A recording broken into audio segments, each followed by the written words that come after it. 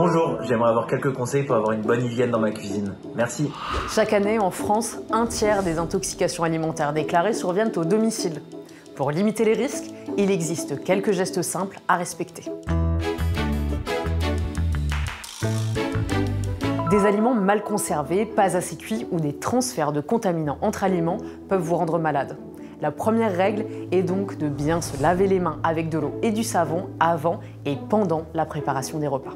Oui, lavez-vous les mains, d'autant plus si vous ressentez des symptômes de gastro-entérite par exemple. Dans ce cas d'ailleurs, privilégiez des aliments nécessitant peu de préparation, ou mieux, faites-vous remplacer. Soyez aussi attentif à l'hygiène de votre réfrigérateur.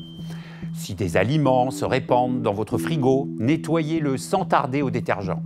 Un nettoyage complet du réfrigérateur doit être pratiqué autant que nécessaire et au moins une fois par an. Toujours en ce qui concerne votre réfrigérateur, veillez à y maintenir une température de 4 degrés dans la zone la plus froide et vérifiez l'étanchéité de ses portes. Ensuite, soyez vigilant à la conservation de vos aliments. Pour limiter le risque de multiplication des micro-organismes, ne laissez pas vos aliments plus de 2 heures à température ambiante avant de les mettre dans le réfrigérateur. Pour la conservation des produits traiteurs, ce sont les plats cuisinés, les pâtisseries à base de crème, les aliments périssables, généralement non préemballés et sur lesquels ne figure pas de date limite de consommation. Dans ce cas, une durée inférieure à 3 jours est fréquemment recommandée, mais le plus sûr est de demander conseil à vos commerçants. Lorsque vous cuisinez, réservez une planche à découper par aliment, une pour la viande et les poissons crus, une autre pour les produits cuits et pour les légumes propres.